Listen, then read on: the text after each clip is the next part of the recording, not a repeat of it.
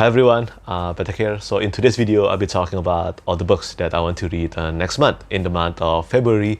And with that in mind, I can't believe that the first month of 2024 is almost over already. I know, time flies really quickly when we're reading books, creating content, and also creating book reviews. So in the month of February, I don't usually read a lot of books because, well, we have a shorter amount of days in the month of February. And on top of that, even though, well, I guess we do have 29 days this year, but on top of that, the first 10 days of February will be dedicated to preparing and also celebrating Lunar New Year. And because of that, I think it is only proper and a correct decision to prepare some short books to read together with the bigger books that I tend to read.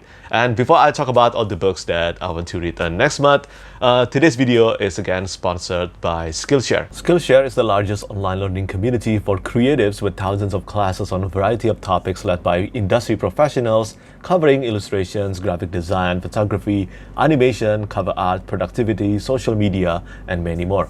The year 2024 has started, and you can invest in yourself and your goals by starting a learning journey on Skillshare to take your career or skill from novice to pro alongside a supportive community. If you are not sure where to start, I recommend checking out Skillshare's design learning paths.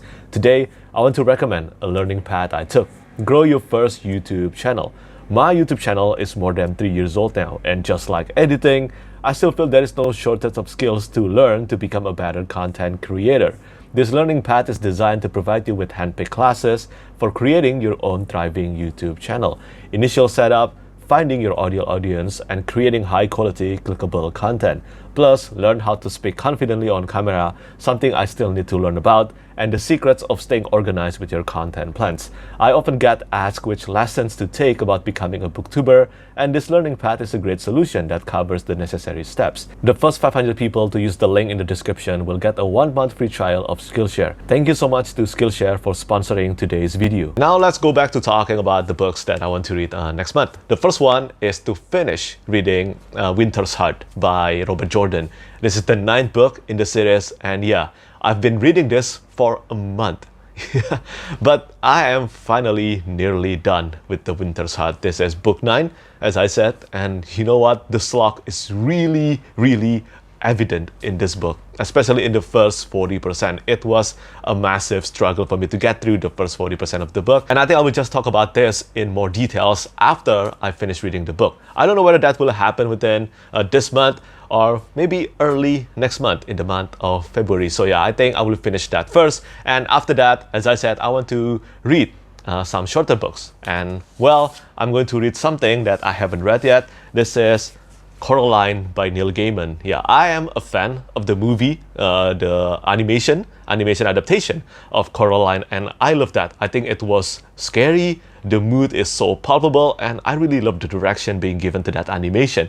But I still haven't read Coraline, the book yet. And I actually did not know that this one is only about 30,000 words long. This is, even though this is 200 pages long, this is the limited edition published by Lara Books, sent to me by a kind viewer. And even though this edition is 200 pages long, but the actual word count of Coraline is only about 30,000 words. So yeah, I think I can get this done in a day, and I expect that I will be reading this very early next month. Take a look at these beautiful illustrations by Rovina Kai. There are so many of them throughout the book, and well, on top of reading the book, I cannot wait to see how the illustrations will enhance my reading experience. And not to mention also the super high quality binding and the letterpress printing of this Lyra edition of Coraline by Neil Gaiman. Thank you so much once again to Kratos for sending me a copy of this stunning edition, and I look forward to reading this next month. So Coraline was a novella, and the next novella that I want to read next month is a grimdark novella written by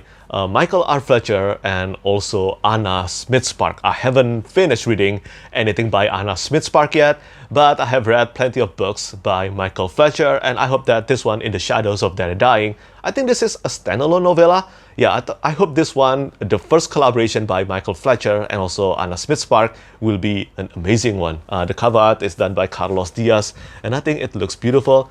The book is about 200 pages long. Other than that, I think this one is a siege and I know nothing else about In the Shadows of Their Dying, and I plan to keep it that way until I read it after I finish reading Coraline next month. After I finish reading Coraline and In the Shadows of Their Dying, then maybe I will read my Patreon's pick for my book of the month in the month of February, and that is The Dollmakers by Lynn Buchanan.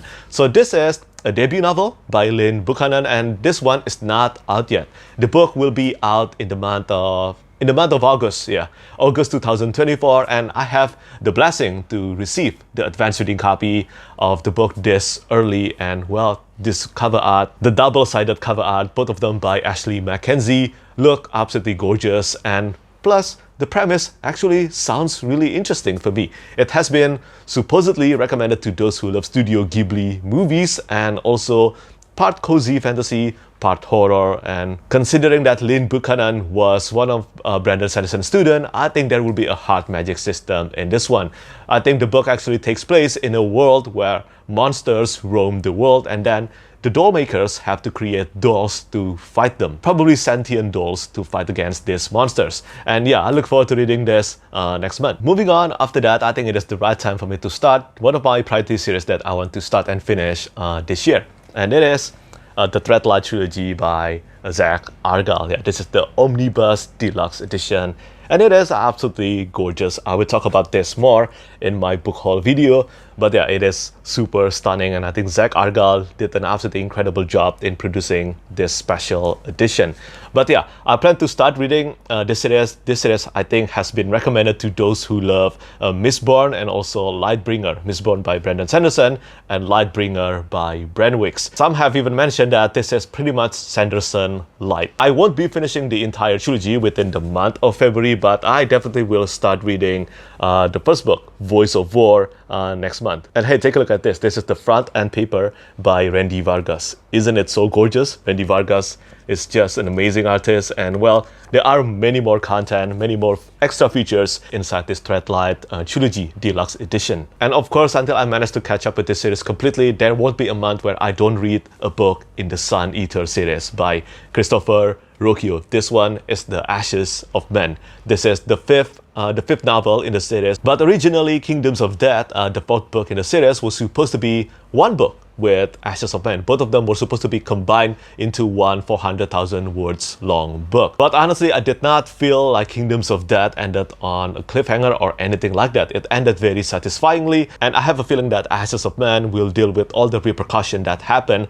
after the brutal and devastating events in Kingdoms of Death. The Sun Eater series is one of my favorite series of all time, and yeah, I am so excited to read Ashes of Men. And then after that, I will only have one more main novels in the series to read, Disquiet Gods. And yeah, I'm happy to caught up, but I'm also sad because I'm almost done with this series. Truly an incredible series, and if you still haven't read this series yet, make sure to pick it up as soon as possible. It is amazing. As I keep repeating on my YouTube channel, the Sun Eater series was one of my highlights of last year. And there is another series that I consider as a big highlight of last year, and that is the Austen Art Saga by Tad Williams. So I think I will begin reading The Witchwood Crown next month. The Witchwood Crown is the beginning in the second series in the Austen Art Saga. So this one is the first book in a series called The Last King of Austen Art, and I think it will take place decades after the end of Memory, Sorrow, and Thorn trilogy.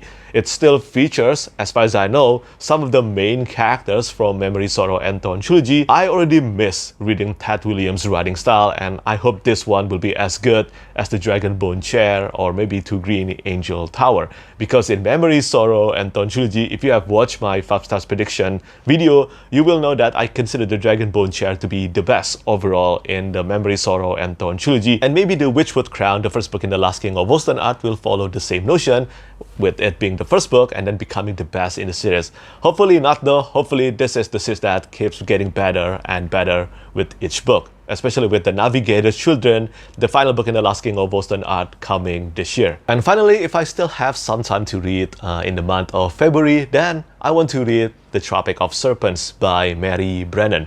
This is the second book in the memoirs of Lady Trent, but it all depends whether I manage to finish the first book, A Natural History of Dragons, this month or not. At the time of recording this video, I am about to start reading A Natural History of Dragons, and I guess I have about a few days before the end of of the month, and let's see whether I can achieve that or not. But well, I'm still not sure whether I will end up enjoying the first book or not, but all the books in the Memoirs of Lady Trent by Mary Brennan features a cover art and interior artworks by Todd Lockwood. I think Todd Lockwood is one of the most praised artists in the fantasy genre, and well, I look forward to finding out how these artworks by him will enhance my reading experience of the narrative. Now, I am not sure whether I will be able to succeed at reading all of them or not, but I will try my best. As I said, next month is a super busy month for me. I hope I will be able to read all of them. And I also plan to read one manga series. And this manga series is titled Delicious in Dungeon or Dungeon Meshi by Ryoko Kui. The anime adaptation of this manga series has only just begun, and I have no idea. I haven't watched it yet, but I hope it is good because it is adapted by Studio Trigger. But I pretty much heard nothing but great things about this manga series, and it is completed as well. So yeah, I plan to read that within next month. So that's pretty much all the books and also the manga that I plan to read in the month of February 2024. Yeah, it is still, I think it can still be considered as an ambitious reading month, but hopefully I can read all of them. So do tell me, how many books do you plan to read next month, and which books I mentioned in today's video that you think are the most interesting to read. And yeah, that's pretty much it from me today. As always, thank you so much for watching, and thank you for your support. Bye bye. Lastly, I want to say thank you so much once again to all my patrons who keep on supporting me.